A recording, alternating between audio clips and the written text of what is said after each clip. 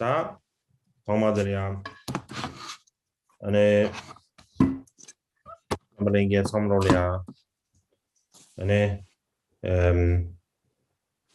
첨지 쉬어다 첩지도. Hôm nay xin gửi lời chào đến tất cả quý vị.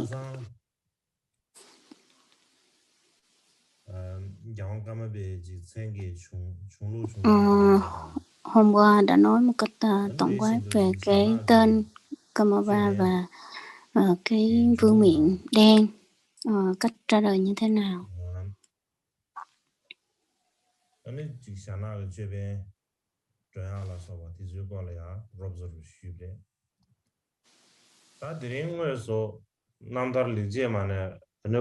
Hôm nay mình sẽ đi vào cái bộ truyện, tự truyện của Ngài. Nhưng mà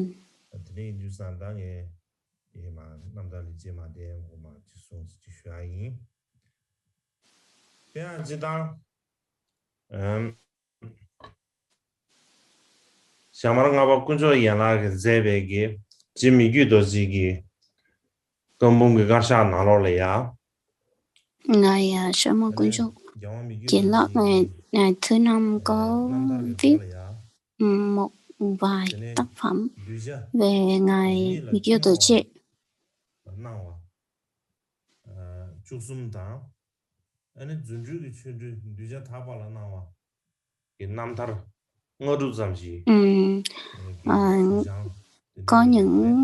Có 13 nhận thức của các đệ tử thuộc mọi loại và cái nhận thức khác nhau,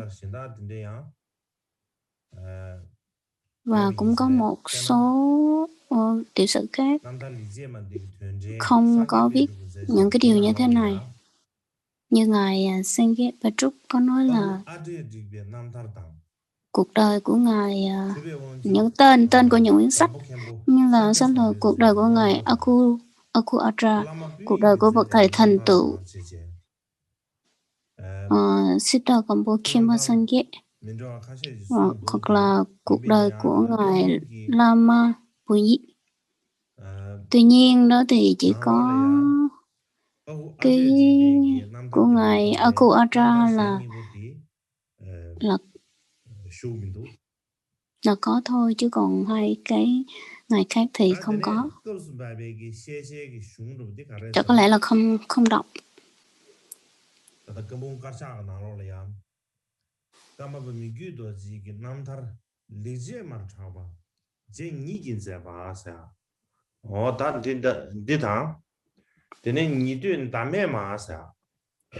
Như cái văn bản mà chúng ta được xem hiện tại đó được gọi là những thiện nghiệp và tự truyện, những thiện nghiệp và tự xưng tán, có hai cái tên.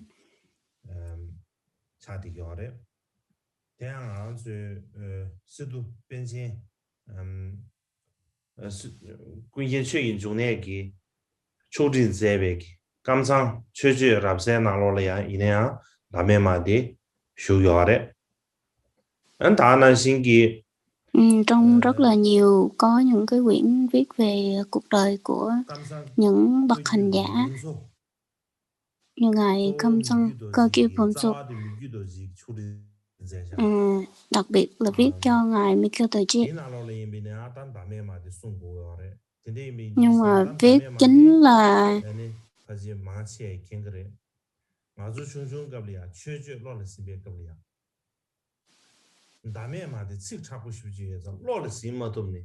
nói về gọi là vô ngã mẫu, thì cái từ này rất là khó để mà giải thích.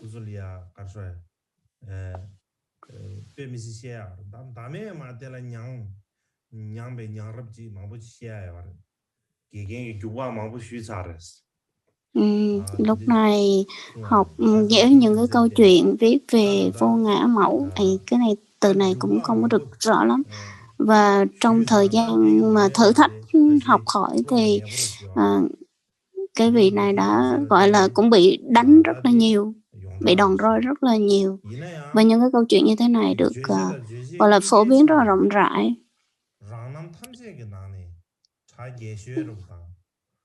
Nhưng mà có những cái gọi là những cái quyển tự truyện viết về cuộc đời, lợi ích cho cả người nói và người thọ nhận, người nghe, người đọc, thì cái quyển là Những Thiện Nghiệp của ngài Mikio Tuche này là được phổ biến nhất.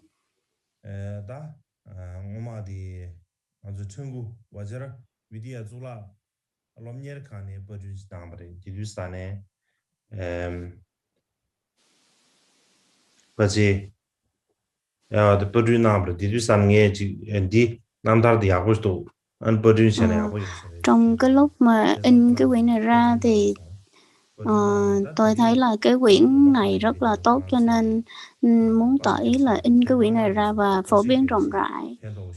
Và hiện tại thì cái quyển này đã được lưu hành rộng rãi ở tất cả các cái chùa.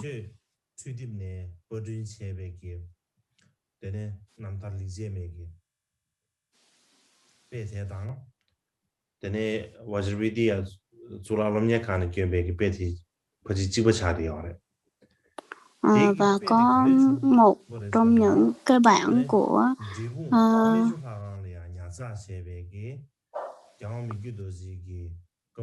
những cái ấn bản hiện hành của sách này hiện nay được coi như đó là một trong những cái tuyển tập của tác phẩm của ngài Mikio Tuche. Tuyển tập này hiện tại thì được lưu trữ trong tu viện Tribung Nejung Lakang.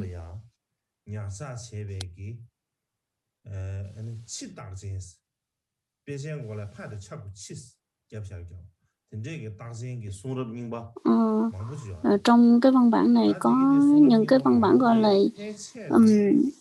từ gọi là từ chi Sabatabaya tới chân yu chi, thì trong những cái ấn bản cũ thì thấy rất là nhiều, nhưng mà hiện tại thì mình thấy là như được mô tả trong quyển tự truyện của ngài Kamaba đời thứ 5 có miêu tả rất là rõ ràng.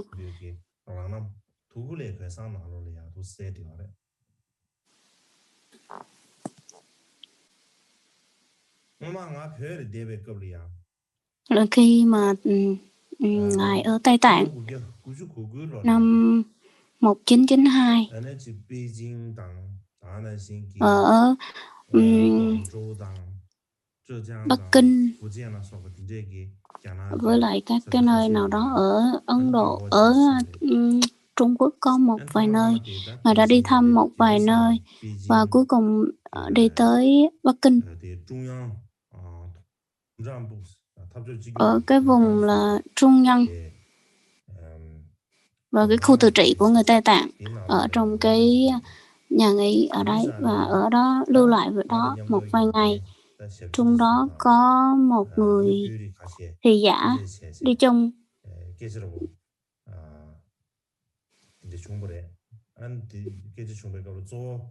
Đi chung và có những cái câu chuyện mình nói với nhau. Và lúc đó các vị thị giả mới có thiện ý rằng là ngài Kamaba phải đi tới Ấn Độ. Cho nên là ngài Kamaba thứ 16 có những cái điềm lành để mà ngài tới Ấn Độ. Cho nên là tạo những cái thuận duyên cho ngài và hy vọng ngài đi tới Ấn Độ.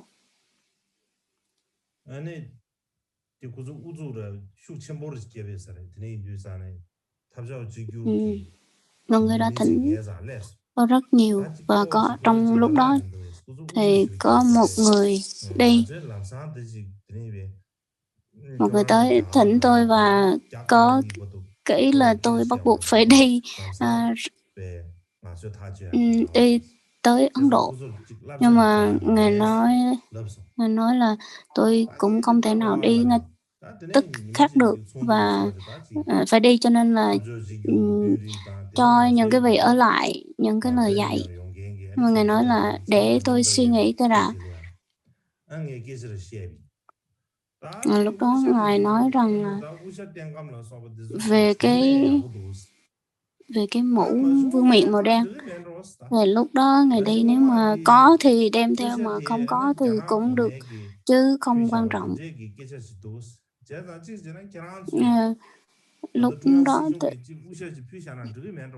Tại vì hồi xưa có những câu chuyện từ Trung Quốc thì mình nghĩ là bây giờ có một cái mũ nào đó để đem đi cũng được. Hồi đó ở trong Potala với Novolinka với Triều Bung, lúc đó có rất là nhiều bộ kinh ở đấy.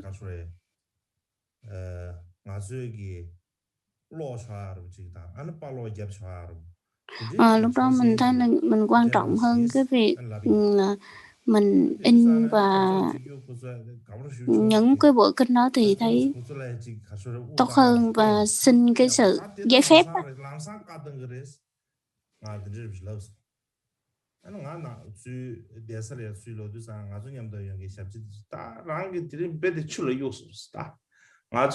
Cho nên là lúc đó con nói chuyện với vị thầy giả thì vị thầy giả đó nói là hôm nay mọi việc đã được giải quyết và coi như nước chảy vậy đó. Tại vì các vị đệ tử này thỉnh rất là nhiều lần nhưng mà không được. Nhưng mà còn lúc đó đi qua Ấn Độ thì rất là cực khổ, bởi vì mình muốn đi nhưng mà Trung Quốc thì cho mình đi nhưng mà không biết Ấn Độ có nhận mình hay không.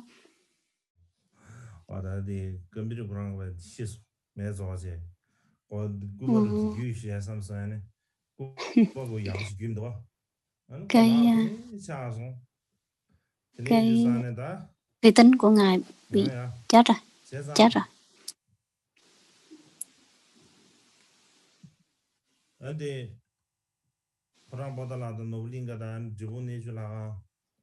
Nhưng mà lúc đó thì Triều Bung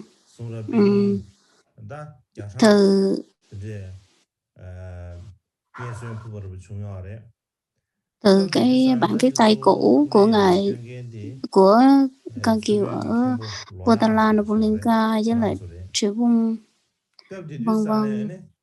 Ngoài ra lúc đó ngài Sharma đời thứ tư có những cái bản cái gọi là cái tuyển tập của ngài. Và lúc đó mở cái lúc đó ngài có ý định là được in nó bằng vàng, nhưng mà ở cái điều kiện ở Lhasa thì không có tốt, cho nên là phải in từng miếng nhỏ rồi bắt đầu ráp lại với nhau. Và lúc đó có những cái bản là khoảng 300 năm chưa được mở ra và có những cái dấu in đỏ ở trên đó, là đóng mọc đỏ trên đó đó. Ngài Khenpo Lodjang có thể là ngài người Khâm, cho nên ngài rất là gọi là dũng cảm can đảm, cho nên đã lấy 2-3 bộ, xin mượn 2-3 bộ để về in, cho nên là ngài đem về chùa. Và lúc đó tôi vẫn còn nhớ cái ngày đó, tôi đem một cái vài cây nhang nén hương đem đi cúng vòng đi vòng vòng. Và đó là lần đầu tiên mà ngài cúng dường hương cho những vị khác.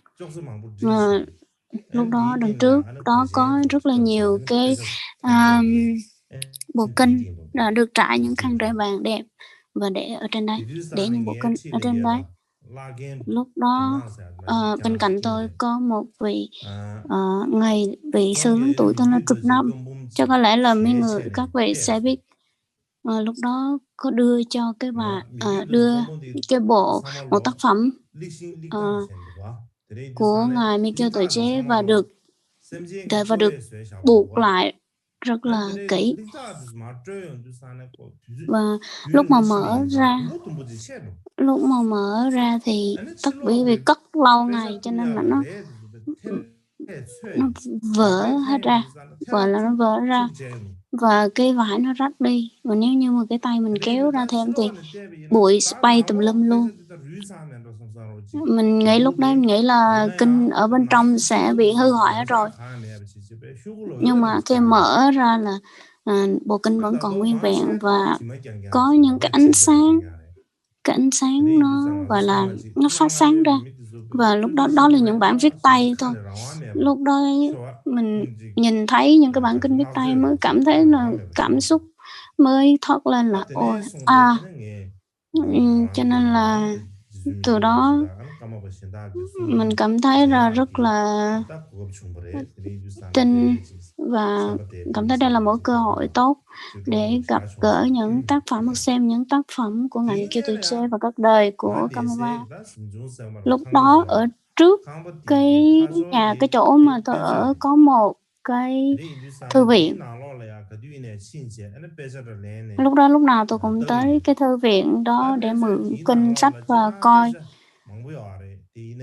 Trong đó có rất là nhiều kinh điển, nhưng mà chỉ trong các đời Kamaba thì chỉ có ngài Kamaba thứ 3 và thứ 15, những tuyển tập của 2 ngày đó thôi, còn những ngày khác thì không có. Cho nên là những cái buổi tuyển tập của 2 đời Kamaba đấy tôi đọc rất là nhiều lần, đặc biệt là ngày thứ 13 đấy. Cái câu chuyện mà làm tôi ấn tượng nhất đó là cái câu chuyện mà ngài nói cái con chuột Tsukyu Tenshin nói dạy cho con chuột nó ngồi thiền, nhưng mà con chuột nó đâu có ngồi thiền được, nó đâu có bắt cái chân lên được đâu, cho nên là lúc đó ngài mới lấy một cái cây cỏ xếp lại và cột vào cái chân cho nó, cột cái chân nó lại cho nó ngồi thiền được. Cho nên là từ cái câu chuyện đó tôi cảm thấy rất là thích thú.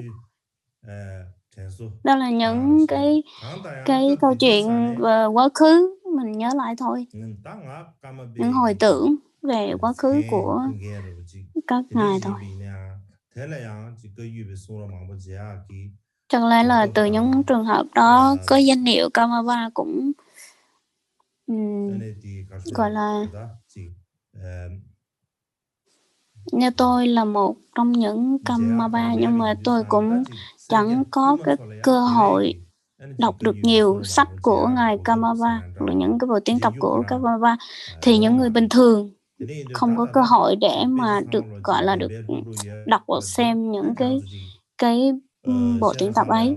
Cho nên bây giờ mình có cái cơ hội được học hỏi và được thấy thì xin đừng có lãng phí những cái cơ hội tuyệt vời như thế này, và phải tận dụng và học tốt. Đây là một điều rất là quan trọng. Hồi xưa thì chúng tôi có nghĩ là sẽ đọc cái song bom này, là bộ tuyển tập này, hoặc là những cái song bom khác, nhưng mà vẫn không có cơ hội. Bây giờ thì có cơ hội nhiều, cho nên là các vị để ý tới những vấn đề như thế thì mình thấy rất là hay.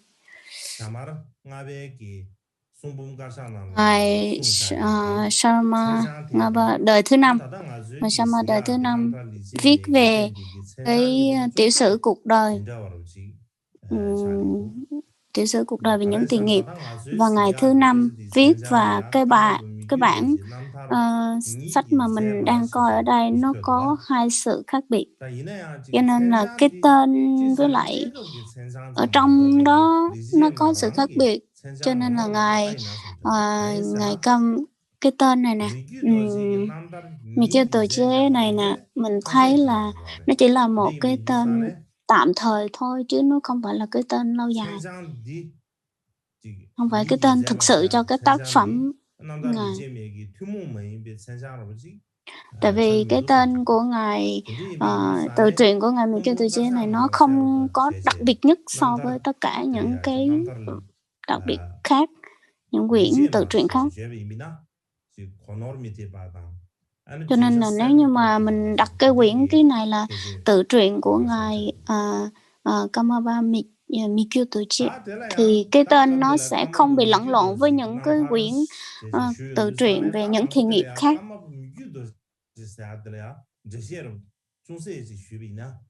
Cho nên là về cái quyển tự truyện của ngài Mikio Toje này thì mình thấy là nên gọi là nói về một chút ít thì tốt hơn. Nếu nói là Kamaba Mikio Toje nói tới chữ Kamaba này thì mình đã bàn tới ngày hôm qua đã nói cũng được ổn rồi. Nhưng cái tên Kamapa, chữ Kama trong này không phải là của tiếng Tây Tạng, đây là tiếng Phạn. Cái này có nghĩa là nghiệp hoặc là sự nghiệp hoặc là hành hóa hoặc là công hạnh.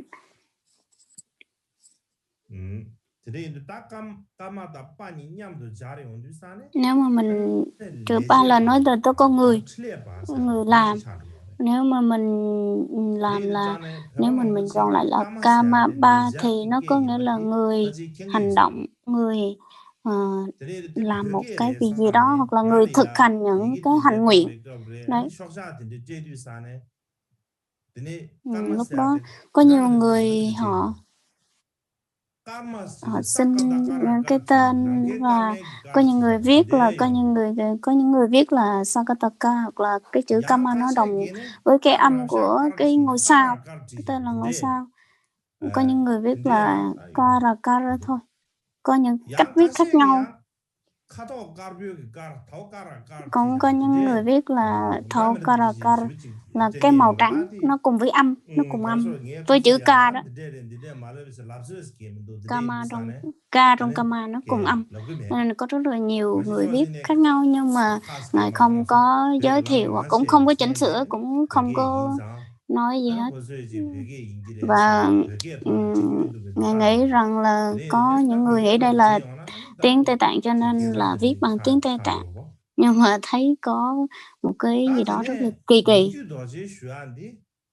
Mà cái tên Mikyu tuổi trẻ đó là cái tên thông dụng của Ngài Kamabada thứ 8. Rồi cái tên gọi là cái tên trọn vẹn, tên đúng là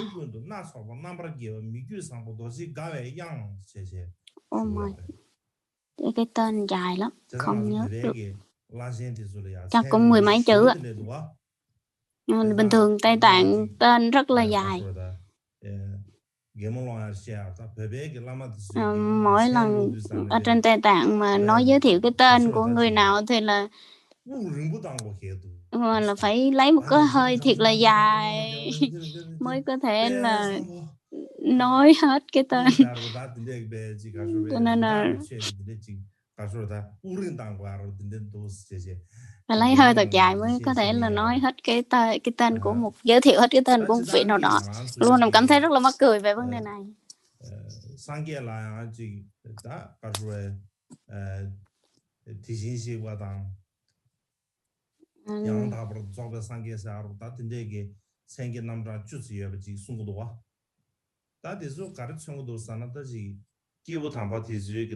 Lúc đó mình có gọi là thập hiệu chư Phật đó.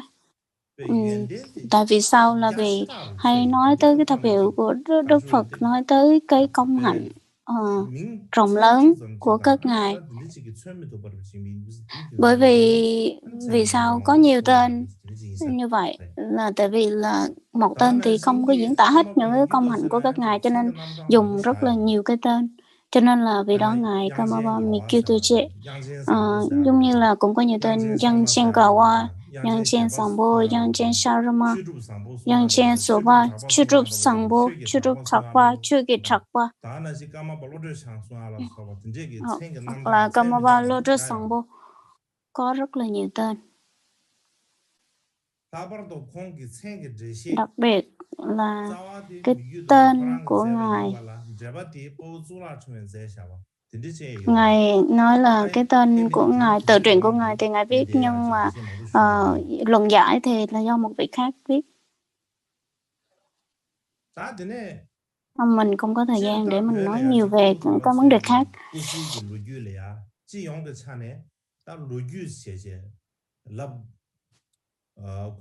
Bình thường thì mình nói cái tên là tiểu sử, là mình không nói là tiểu sử của một người nào đó, nhưng mình nói là Nam thar nó khác với chữ lô kiếu, trong tiếng Tây Tạng thì Nam thar và từ lô kiếu thì nó khác, mà trong này tiểu sử của các ngài thì mình dùng cái từ Nam thar có nghĩa là nó liên quan tới cái việc giải thoát đó, của một người, của một vị bậc vĩ đại, chứ không phải là bình thường. Nên tiếng Tây Tạng cho Nam thar có nghĩa là Mimokha. Ở trong này tiếng dịch vào tiếng Tây Tạng nó là giải thoát, hoặc là giải thoát cái sự ràng buộc nào đấy.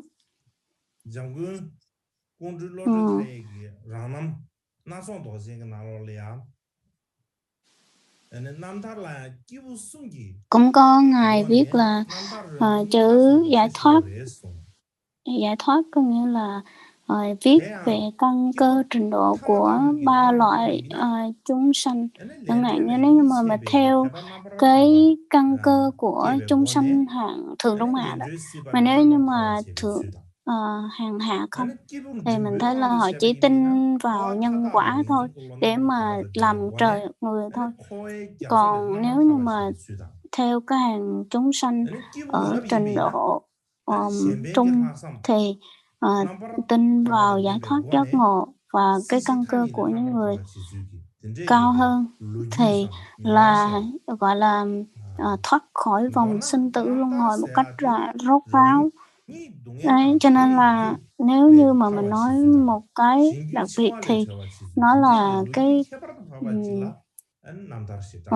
cái chữ mà tiểu sử cuộc đời giải thoát, gọi là cuộc đời tự truyện viết về cuộc đời giải thoát, thì nó nói về một cái cuộc đời của một vị hành giả.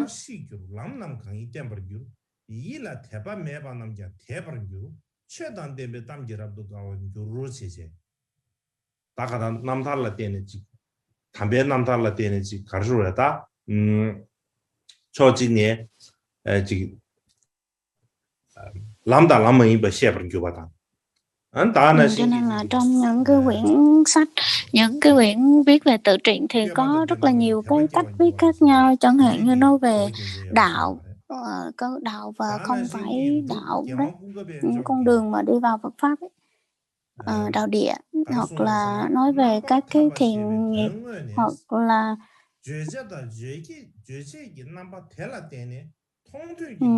ngài trong lịch sử thì cũng có những câu chuyện viết về khác, có nghĩa là ngài thuộc Kiều Quang Quân Kabeja giải thích về những cái câu chuyện cuộc đời, nói rằng người viết về tiểu sử cuộc đời của một người nào đó thì người nghe và cái người mà viết ra đó thì phải có cái lợi ích và có cái ý, gọi là cái chủ ý ở trong đó, và thông qua cả hai, thông qua cái cuộc đời hoặc là những cái lời viết ở trong đó, nó sẽ phát một cái niềm tin và vận dụng vào cái gọi là vận dụng, áp dụng vào những cái câu chuyện, mẫu chuyện ở trong đó, thông qua cái cuộc đời của các vị mà mình giúp mình có thể đạt được sự giải thoát, hoặc là sự tính tâm, một sự nhập đạo. Cho nên hồi xưa các ngài trong mình đọc trong kinh ấy, lúc nào mình cũng thấy có chữ là tôi nghe như vậy một thời, vân vân. Đức Thế Tôn nói như thế này những thế kia, đúng không? Mình thấy là có những cái câu lúc nào cũng có cái câu đó là vì lý do vì sao. Trong đó có rất là nhiều cách giải thích là tôi nghe như vậy, tôi thấy như vậy, hoặc là tôi biết như vậy. Thì khi mà cái đồ chúng mà nghe những cái câu là tôi nghe như vậy một thời, thì mình nghe cái câu đó thì mình khởi một cái lòng tin là thời đấy Đức Phật ở chỗ đấy và nói và thuyết cái bài pháp như vậy. Khi mình nghe thì mình sẽ có một cái lời tin liền. Cho nên nói tới cái lòng tin nó rất là quan trọng. Khi mà mình tin với Đức Phật, mình tin những lời Đức Phật dạy nói thì mình sẽ phát triển cái lòng tin và tin vào chánh pháp. Nếu không thì mình sẽ không tin vào chánh pháp đâu. Trong cái ngày Luân Chiên Xuyên Nữ Xúc viết trong cái bản dịch từ tiếng Tiên Hoa, dịch qua Tiên Hoa về cái bộ luận giải của ngài Long Thọ về Bát Nhã Thiên Tùng á. Ngài có viết rằng là có viết một cái đoạn, trong đoạn đó viết một cái đoạn trích ra là tôi nghe như vậy, có nghĩa là đưa vào cho người nghe họ khởi một cái niềm tin và một cái tính đối với những cái lời mà các ngài dịch và từ cái lời Đức Phật nói luôn.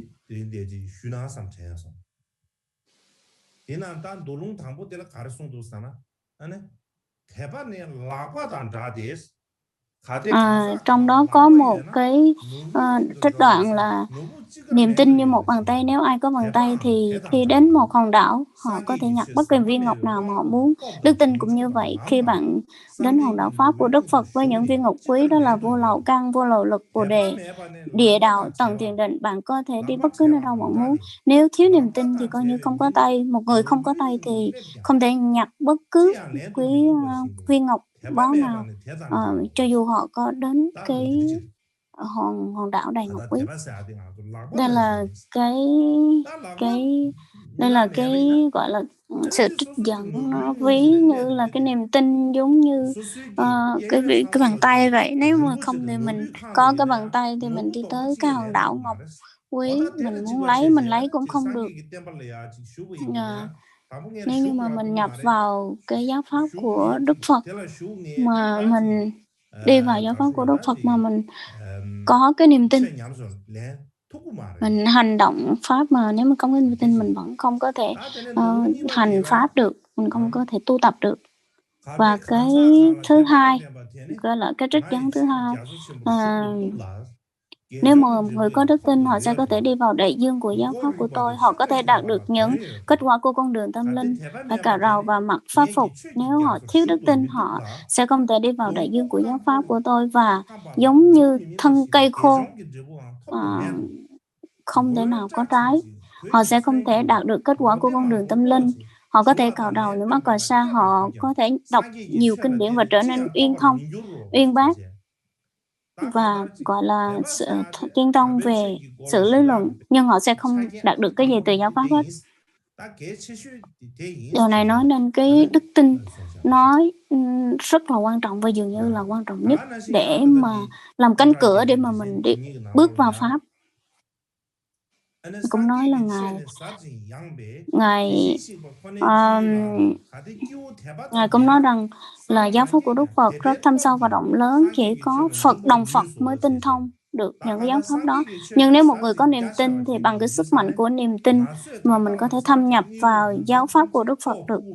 Giáo pháp của Đức Phật quá thâm sâu và rộng lớn, để cho nên là những người bình thường như mình không có thể nào mà chứng đắc được. Nhưng mà nếu như mình có cái niềm tin thì mình tin về giáo pháp và tin vào Đức Phật thì mình sẽ có thể đi vào những cái bước đầu tiên để mình nhập vào trong con đường đạo. Nên nếu mình nói tới cái việc mà nhân và quả thì nó rất là sâu rộng. Mình đâu có biết rõ kiếp trước, kiếp sau mình sinh vào đâu, hoặc là mình sẽ như thế nào, hoặc là này kia kiếp trước mình như thế nào, thì mình đâu có thấy được đâu. Cho nên là mình phải tin vào những cái lời của Đức Phật dạy. Cho nên là cái bước đầu tiên đó là niềm tin, rất là cực kỳ quan trọng.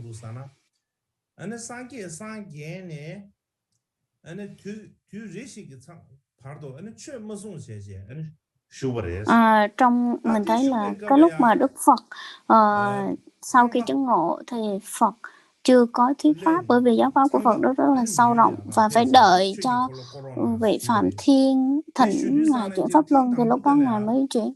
Và lúc đầu tiên thì Đức Phật nghĩ rằng đây là cái diệu pháp này rất là thâm sâu và rộng lớn, những người bình thường không thể nào mà hiểu rõ và lãnh hội được, không thể nào lãnh hội được những cái giáo pháp thâm sâu rộng lớn này.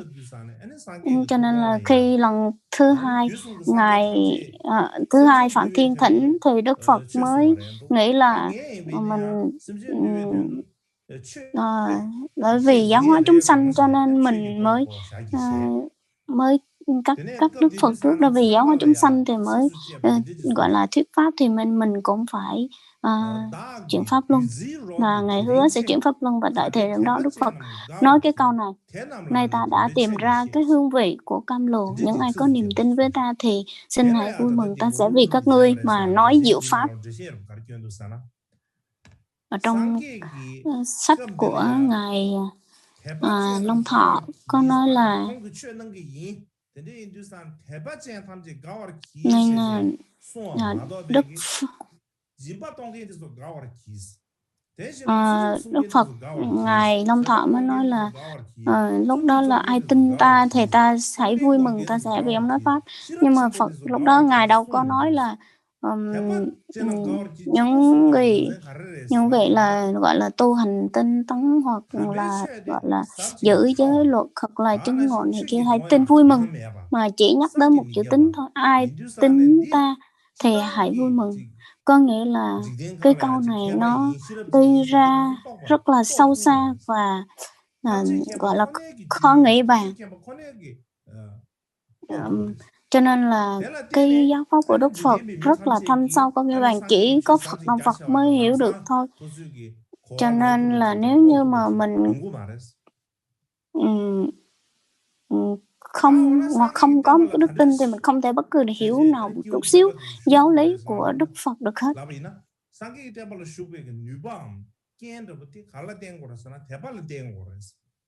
Cho nên là cái điều kiện trước tiên để mà mình nhập vào giáo pháp của Đức Phật đó là niềm tin. Nếu mình có niềm tin thì dường như không có bất cứ một cái lý do gì để mà đi vào, không có cơ hội nào để vào được cái giáo pháp của Đức Phật. Mặc dù mình có bố thí, trì giới, tu, nhẫn nhục, tu đủ thứ, nhưng không có niềm tin thì dường như là không thể nào bước chân vào đạo được. Cho nên là mình thấy là cái bước đầu tiên để mình học Phật đó là cái niềm tin, nó rất là quan trọng.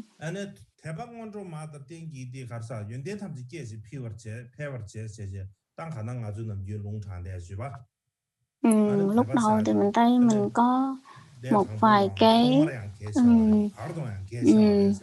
cái trích dẫn từ trong những quyển sách ra là cái tin đây là một cái bước đệm đầu tiên, niềm tin là một bước đệm đầu tiên. Thì mình thấy là có những cái dẫn chứng như vậy là đúng.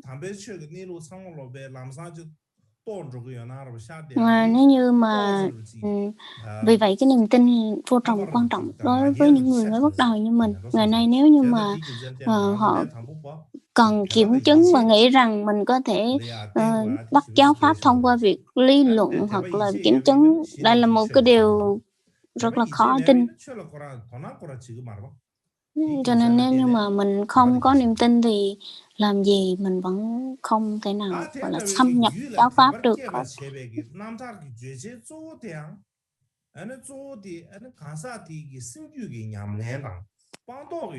Cho nên là trong cái quyển tự truyện hay nói về cái việc mà thực hành của các vị tu như thế nào, đoạn như thế nào, cuộc đời các vị trải qua như thế nào để mà được có sự giải thoát, chứ không viết về cái việc cuộc sống như thế, cuộc sống gọi là tiền bạc hay là cuộc sống hàng ngày, ăn uống ngủ nghỉ, không hoàn toàn không có viết về.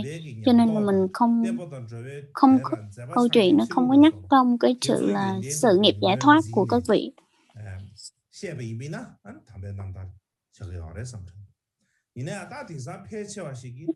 Nhưng mà ngày nay thì các vị cái gọi là mình không có hành nhiều, nhưng mà cái đưa ra thể hiện cái tướng rất là nhiều.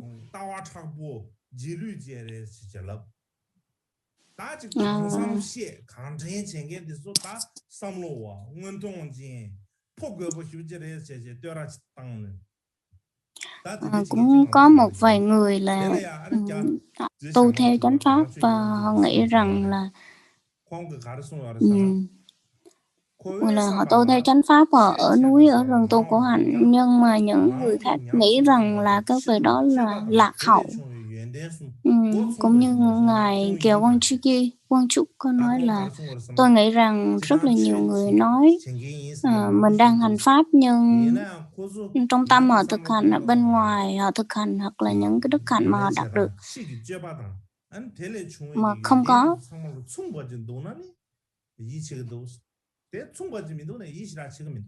Thì mình tin, còn nếu như mà không có ba cái điểm đó thì mình đừng có tin.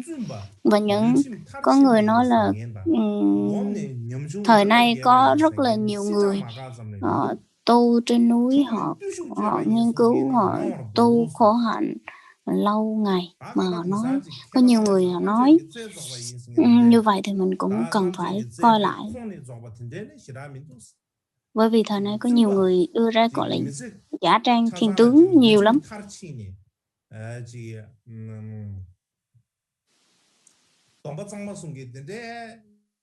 Có những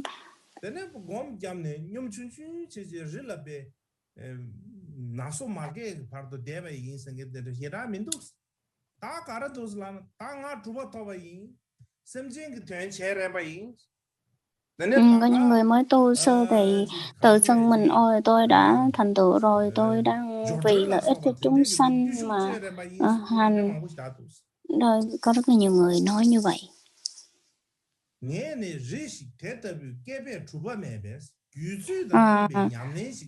Tôi có cơ may như vậy để thực hành, vì vậy tôi cần một cái phương pháp nào phù hợp với cái căn cơ trình độ của mình. Nếu mình nói dối là mình đã tu hành tốt như thế này thì có thể lúc đó ngài sẽ có được nhiều, gọi là cuộc sống đầy đủ như tiền bạc và này kia. Nhưng mà nếu như mà nó đã có hai cái, gọi là một là được một cuộc sống ổn định, gọi là đầy đủ vật chất và được thực hành pháp, nếu như được hai cái thì càng tốt. Nếu như không được thì bắt buộc mình phải lựa chọn cái việc là thực hành pháp.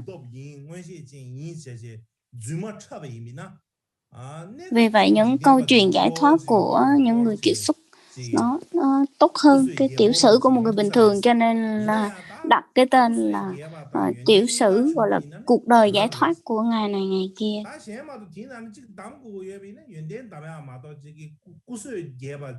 Cho nên là trong cái lúc mà mình tu học thì mình thấy là nếu như mình có cái sự lựa chọn thì không có sự lựa chọn thì mình phải lựa chọn việc thực hành pháp, cho dù mình cực khổ đến cỡ nào.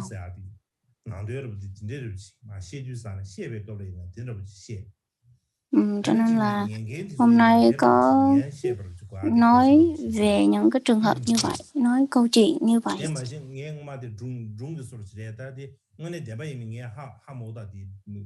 Đó là những cái câu chuyện của tôi cũng có những câu chuyện, nhưng mà cũng không biết là có nên tin hay không, cũng không biết, cũng không hỏi là cái câu đó, những câu chuyện, mẫu chuyện đó có đúng hay không. Hồi xưa lúc đó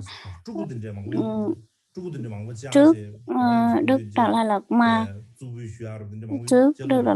có rất là nhiều vị gọi là Lạt Ma tái sanh. Một ngày nọ đi gặp ngài.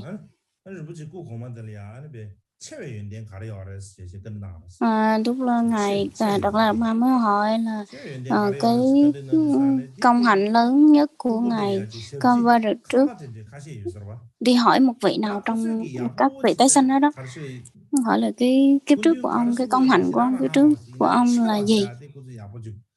Lúc đó các vị đó không có hiểu rõ, như vậy đó không hiểu rõ, nhưng mà nói rằng là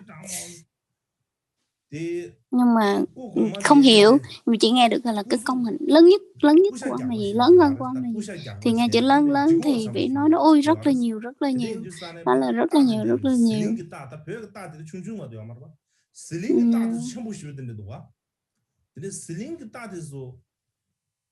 Có kể về một cái câu chuyện là con ngựa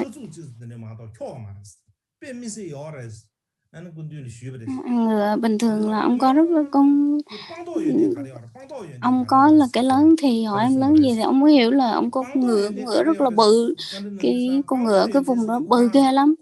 Nhưng mà ngài mới nói là không phải. Bây giờ tôi muốn hỏi là cái công hạnh lớn của ông ở đây là cái ông đã tu và đã chứng và đã đoạn được những cái gì, công hạnh là gì? Thì lúc đó mới kể lại, nhưng mà tôi thì không biết rõ, chỉ nghe những người ta kể lại thôi và cũng không biết là đúng hay sai nữa. Thì nói tới cái công hạnh đặc biệt của quý ngài hoặc là những của thầy của mình không biết rõ thì là cũng không được, mình hoặc là mình chỉ biết về cái việc chỉ là thầy của mình chỉ có nhiều chùa hoặc là có nhiều đệ tử thôi, chứ không biết là cái cách mà vị thầy của mình tu và cái tâm bồ đề của vị ấy như thế nào, hoặc là cái niềm tin của mình đối với nào, mình không bao giờ mình nghĩ tới những cái việc đó hết. Và bây giờ mình nghỉ giải lao 30 phút. 다 드네 마무트네 수샤와 샤인 안델레야 당기 건도 단 남다 리제 마스야게 남타르 고르데네 도두지 슈심베 왕도 땅네 다 리제 마스 베게베게 된다로디 단데지레스 제시 슈비미나 남탄 디 나로래야 디네 다게 리제 인념 기 제제 간다라 딘제기 아니 리제기 대 수주 소숨으로 땡야래 디 고네 다 숨비 균생을 땡네 아니 리제 마 제제 센타비 임바래 다와나 리제 스두사는 간제질이야 스게 아르슬라비 임비나 아지 개외 자왕 야나 자와 상부터 딘제질이야 고야비 임바래 다 대양아 스는 윤다바 농산대학이 준주기 책 진的的是确了说理解可以算啊的然后到理解的那了来理解那的可以玩啦他呢劝我把这个拿了来啊那理解算不谈见呢张些那不算命喏trong nhà Bồ Tát Hạnh có nói là tất cả những thiện hành như lễ Phật Bố Thí thì gọi là những thiện nghiệp, hoặc là trong câu Sa Luận cũng nói là những cái nơi mà để mình thanh tịnh ba nghiệp như thân khẩu ý thì được gọi là những cái thiện nghiệp. Mình làm những cái hành động thiện thì đó được gọi là những cái ác mình bỏ đi, đoạn đi thì được gọi là những thiện nghiệp.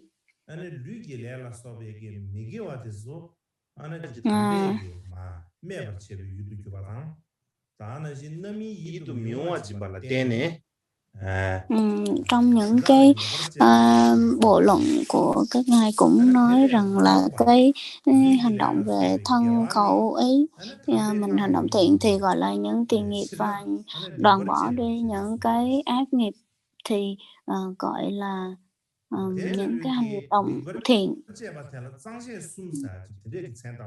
Và trong cái ba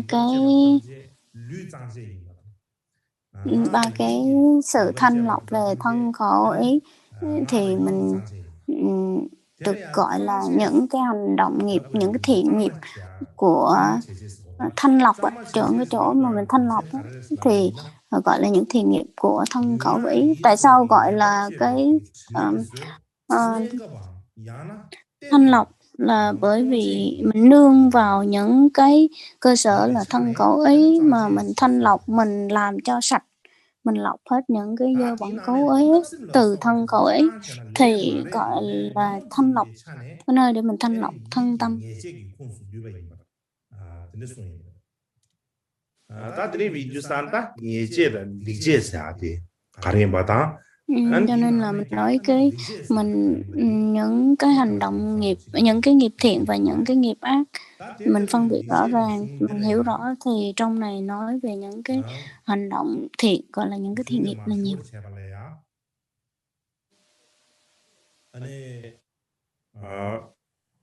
Sangye Pedruk Như trong có một vài trích dẫn của ngài Sangye Petrus. Trong tương lai thì tôi sẽ nói về cái tiểu sử sơ sơ của ngài, nhưng mà trong đó ngài có viết về cái tiểu sử sơ sơ ngắn gọn, thì trong đó viết về cái gọi là cái phần mục lục ạ. Mục lục thì mình sẽ đi chung với cái phần mục lục của cái phần cái quyển tự truyện về những thiện nghiệp của ngài Michael Tại Trên luôn.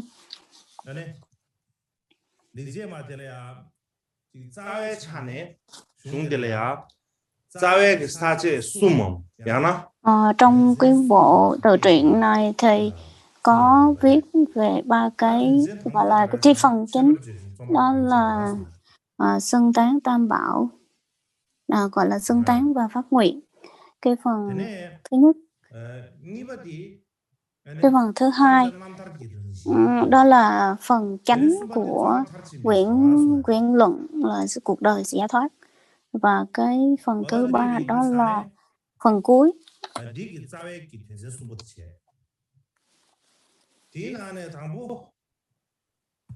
Trong đó viết về cái phần đầu tiên là xưng tán và phát nguyện.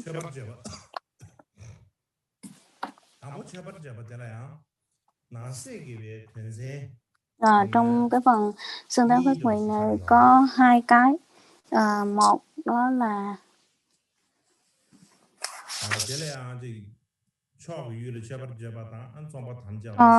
xưng tán tam bảo đấng quy tối thượng, và phần thứ hai đó là phát nguyện. Trong đó phần đầu tiên thì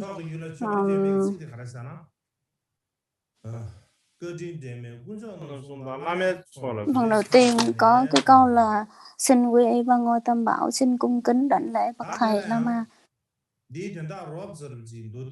Rồi trong cái câu này có nghĩa là gì? Ở đây ngài Michael Tự Trị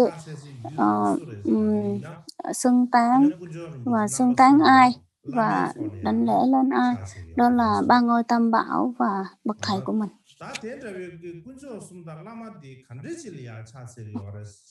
Và xưng tán và đảnh lễ thì đảnh lễ như thế nào? Trong này nói tới Phật Pháp Tăng Tam Bảo thì nói tới Phật là một vị có đầy đủ tam thân, và cái diệu Pháp đây là gọi là diệt đế và đạo đế. Đây là diệu Pháp. Rồi Tam Bảo đế Tăng ở đây là nói tới vị từ cái vị Bồ Tát ở cái địa là Bất Thối Bồ Tát trở lên. Và Lama ở đây, thầy của mình Lama có nghĩa là vị thầy chân chính, vị thầy chính của mình, là vị thầy của mình là chính, nhưng mà đi chung với tất cả những vị thầy khác luôn, chứ không phải là riêng một mình vị thầy của mình không.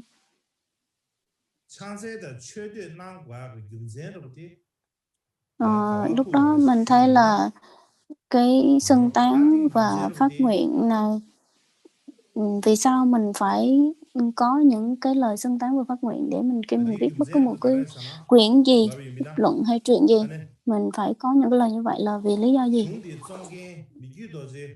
Rồi mình viết là ngài Michael Tự Trị, khi mình viết về cái bộ luận này, cái mục đích tối thượng của ngài là để cứu thoát tất cả chúng sanh, đó là để làm lợi ích cho chúng sanh, đem lại lợi ích cho chúng sanh. Cho dù cái mục đích tối thượng hay là mục đích tạm thời đi chăng nữa, thì cũng mong làm lợi ích cho chúng sanh. Và mặt khác, nó làm đảnh lễ tam bảo làm ghi nhớ cái ơn của Tam Bảo, nhân cái thuận duyên đấy để cho mình có được cái cơ hội để mình viết cái tự truyện này. Những cái thuận duyên đưa đến để mình có đầy đủ những cái cơ hội để viết cái này một cách rốt ráo, không bị chướng ngại.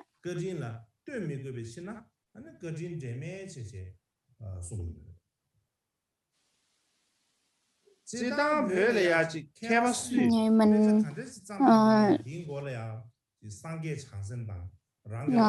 bình thường Tây Tạng thì bất cứ viết một cái gì thì đều có cái phần xưng tán từ Tam Bảo và đảnh lễ tới cái bậc thầy của mình.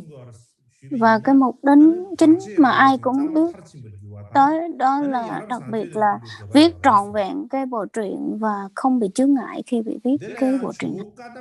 Tất cả mọi người đều viết cái gì cũng đều có cái phần này hết.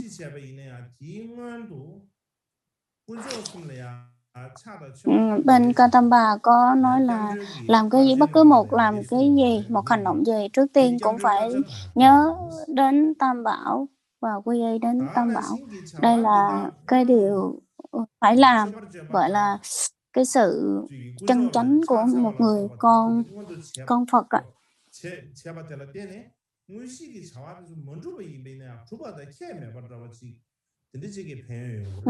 Nếu như mà mình đảnh lễ và quy y xong rồi mà những cái hành động của mình chưa có được làm rốt ráo thì những cái lợi ích đó nó vẫn có thể gọi là kéo dài được luôn, được thành tựu.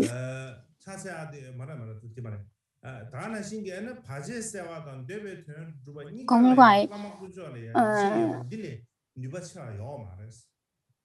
cũng vậy, nếu như mà mình gọi là bật trừ những cái chướng ngại và viết trọn vẹn những cái bộ truyện này thì không có cái gì ngoài cái việc tốt hơn, ngoài cái việc mình đảnh lễ và xưng tán thầy mình hết. Nên ngày bên Katamba nói như vậy. Trong cái phần đầu tiên xưng tán và phát nguyện thì chia làm hai phần. Một phần là quy y xưng tán, thì phần thứ hai đó là phát nguyện. Thì cái phần phát nguyện có chia ra làm 5 phần. Chẳng hạn như là sự khiêm tốn, rồi thứ hai là căn cơ của chúng sanh, thứ ba là phần chánh văn, phần tự truyện, thứ tư là lược bỏ những thứ không cần thiết, rồi thứ năm là bác bỏ hai biên, chấp thường và chấp đoạn. Cái đầu tiên là sự khiêm tốn, nó thể hiện sự khiêm tốn. Thể hiện sự khiêm tốn trong cái câu này là viết được là đối với bậc thầy chân chính thì đây không có là cái gì đặc biệt hết.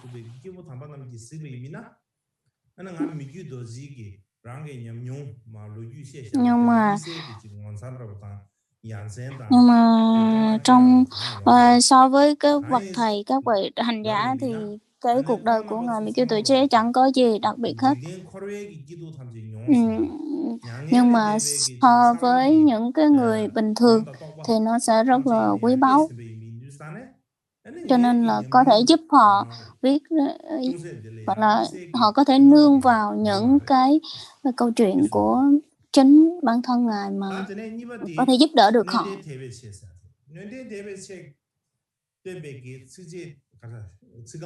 Gọi là căn cơ của chúng sanh. Nói đến căn cơ của chúng sanh thì nó là so với người bình thường, câu này có nghĩa là so với người bình thường thì sẽ rất là quý báu. Trong cái câu này nói là trẻ thơ rất quý báu nếu mà trực nghĩa, nhưng mà ở đây không có nghĩa là những người con nít nhỏ nhỏ đâu, mà ý nói là cái người bình thường, những người không có căn cơ sâu xa, là những người chưa được đi vào đạo, thì muốn đưa cho họ biết được rằng qua cái câu chuyện về cuộc đời của mình mà những người này khởi cái lòng tin đối với Tam Bảo. Cho nên là nhờ những cái ý nguyện như vậy mà ngài xin viết về cái tự truyện về cuộc đời của chính mình.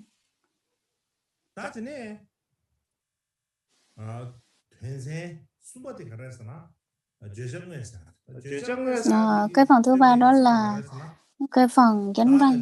Thì trong cái từ này là những thiện nghiệp của mình. Những thiện nghiệp của mình. Rồi câu này có nghĩa là gì? Người viết Mikkyūtōjē trong cuộc đời của Ngài có những cái câu chuyện, những cái hành nghiệp trong rất là nhiều cái, thì sẽ viết ra đây một vài cái. Rồi cái phần thứ tư đó là lược bỏ những thứ không cần thiết, có nghĩa là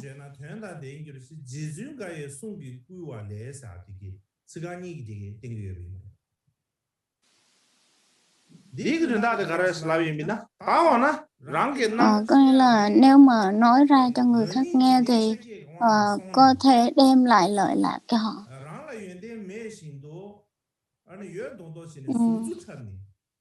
Nếu như mà mình nói về cái kinh nghiệm của mình nói ra thì sẽ đem lại lợi ích cho họ. Nếu như mà mình không có bất cứ một cái kinh nghiệm gì hết mà mình nói thì nó cũng không được và không đúng. Và Ngài không nhớ như vậy.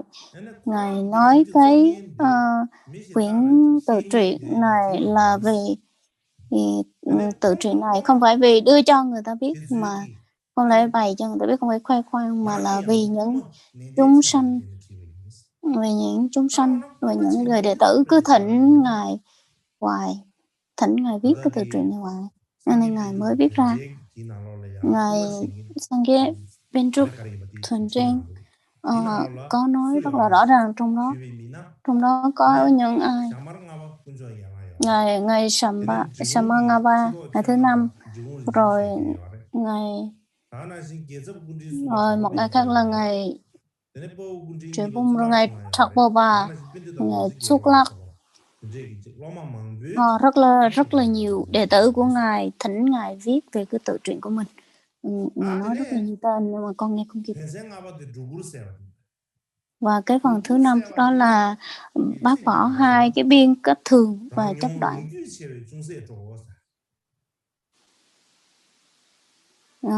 Trong này có câu là tôi sẽ viết lại, kể lại, hoặc là tôi sẽ viết lại những cái kinh nghiệm của mình.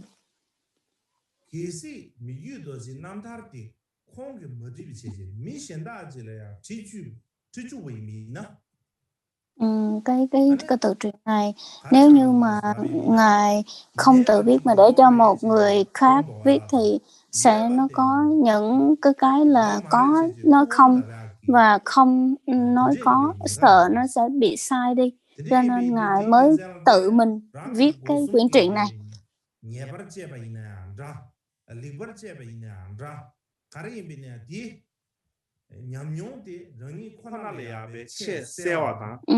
Cho nên là chính Ngài mới biết rõ mình, cho nên chính Ngài viết ra cái bộ luận này thì sẽ không bị những cái sai lầm, những cái lỗi đó, và không có sợ sai sót gì. Nếu để người khác viết thì rất là lo lắng, cho nên là chính mình viết ra thì rất là tốt hơn nhiều. Và những cái bài viết trong cái tự truyện này không phải là những cái chủ đề đơn giản, mà những cái chủ đề rất là thâm sâu, mình sẽ nói ở trong này.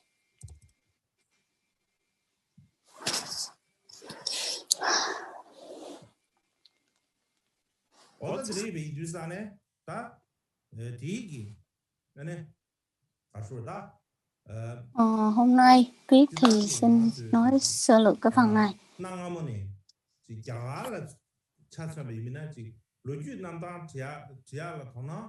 Bình thường thì mình thấy như ở Ấn Độ thời xưa thì rất ít là quan tâm tới cái việc tiểu sử hoặc là tiểu sử giải thoát của các ngài, chẳng hạn như ngài Long Thọ, ngài Vô Trước hay ngài Thế Thân đều không có viết rõ ràng đó. Chẳng hạn như nói là ngài Long Thọ sống thọ tới 900 năm, nhưng mà có rất là nhiều cái điểm nghi vấn ở đây. Nhưng mà còn ở Trung Quốc cũng vậy. Trung Quốc thì cái tiểu sử rất là rõ ràng, và cái cấu trúc họ viết khi từ Ấn Độ đến khi nào, rồi từ Ấn Độ qua Trung Quốc như thế nào và làm những gì nó rất là rõ ràng. Còn ở Tây Tạng thì là Tây Tạng thì thích viết cái gì đó viết. Giống như là ngài Atesa khi ngài chưa đến Tây Tạng thì chỉ có một cái tên Atesa thôi, chứ chưa có cái điều gì là đặc biệt hết. Không được viết không được viết ra, không được viết lại. Chỉ có qua Tây Tạng mới có thấy là cái sự dấu ấn của ngài Atesa thôi. Chứ còn ở Ấn Độ thì dường như tất cả những tiểu sử của các ngài hay là cuộc đời giải thoát của các ngài không được nhắc đến.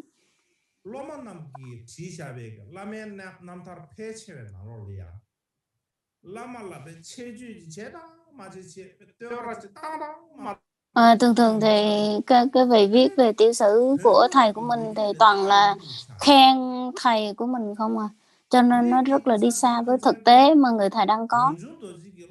Cho nên là những cái lý do đó mà ngài Kamapa đời thứ 8 Rần Trung, ngài Kamapa đời thứ 3 Rần Trung Tổ Giác, ngài tự viết và ngài nói rằng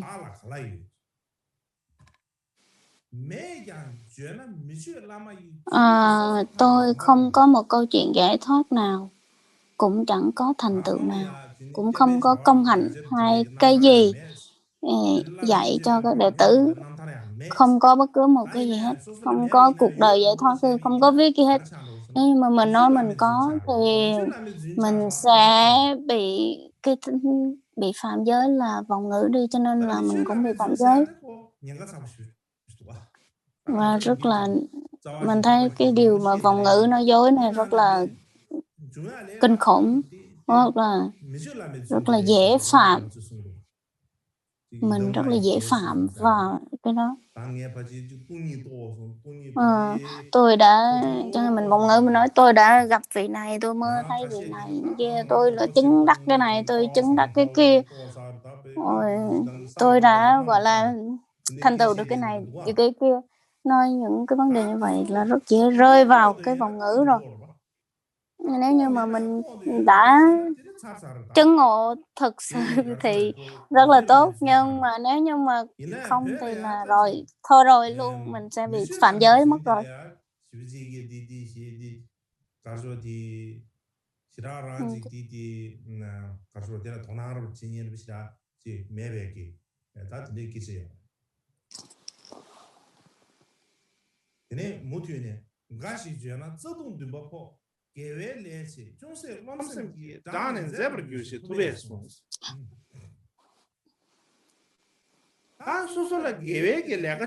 Nếu như mà mình nói thì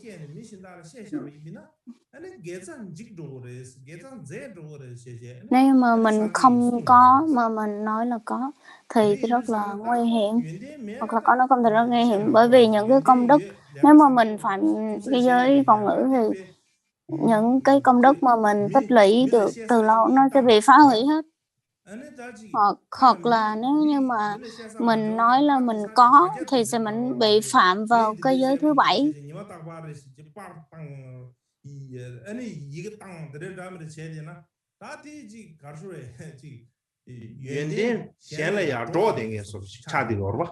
Nhưng mà mình không cẩn thận hoặc là mình xưng tán tụng vị thầy mình quá thì nó sẽ đi khác đi cái vấn đề, đi xa với cái vấn đề thực tế đi, mà cũng không được.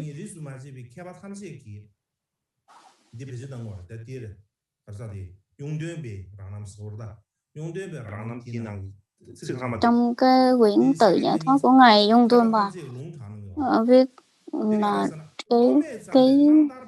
cái này rất là nhiều người nói, nhiều người nhắc tới, đó là hầu hết các tự truyện giải thoát về cuộc đời của người thầy do đệ tử viết đều là tăng bốc thái quá đối với người thầy của mình mà thôi. Vì vậy chính bản thân tôi sẽ viết ra câu chuyện giải thoát của riêng mình. Như câu này nói tóm cái nghĩa gọn gọn là như thế nào?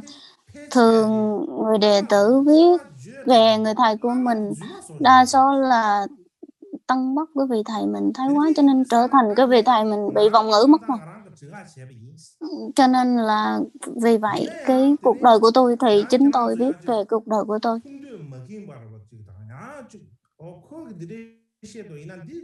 Nhưng mà đây là nói ra cho rõ ràng thôi, chứ cũng không nên nghĩ rằng là đây là những lời nói dối hoặc là những lời chính xác hay là những lời không chính xác. Thì nếu mà mình có cái nghi vấn nào thì mình có thể tự kiểm nghiệm được.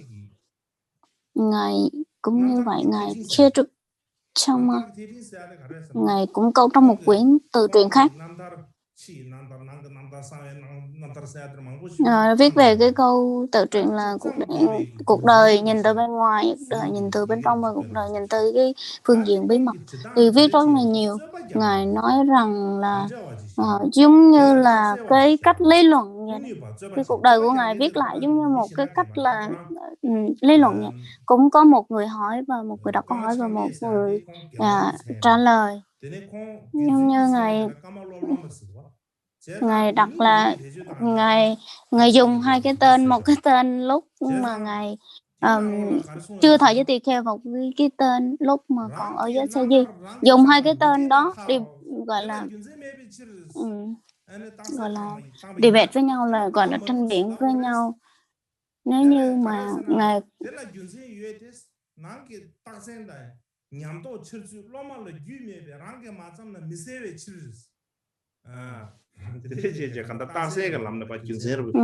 trong hai thầy trò Ngài kể với nhau, dùng hai cái tên đó mà gọi là tranh biện với nhau. Chẳng hạn như cái điều này viết về người thầy này có đúng hay không, thì cái dùng hai cái vị thời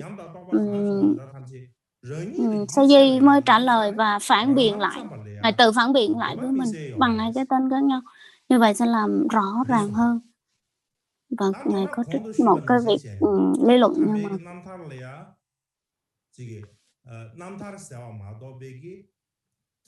cho nên là mình thấy là cái mình nói là viết tự truyện cuộc đời giải thoát, thì mình thấy cái từ này không chỉ dành cho những người có cuộc đời giải thoát thôi, chứ không có nói về tự truyện về tiểu sử. Nhưng bây giờ thì mọi người dùng chung cái tiểu sử để chỉ dành cho cả hai, thì nó không được rõ ràng lắm.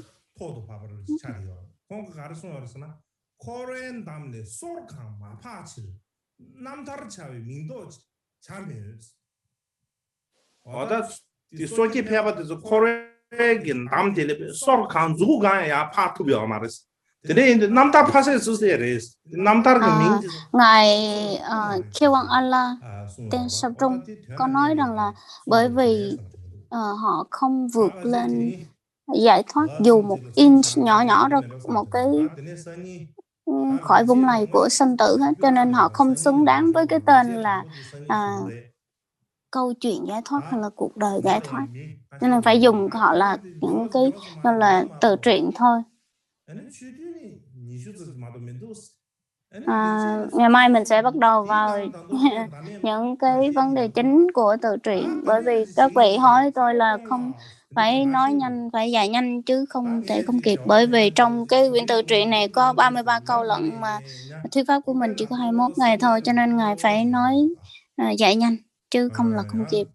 Thì Ngài nói rằng là tôi có thời gian nhiều và có những cái cần phải giải thích, mà nếu như mà không giải thích thì cảm thấy cũng không được.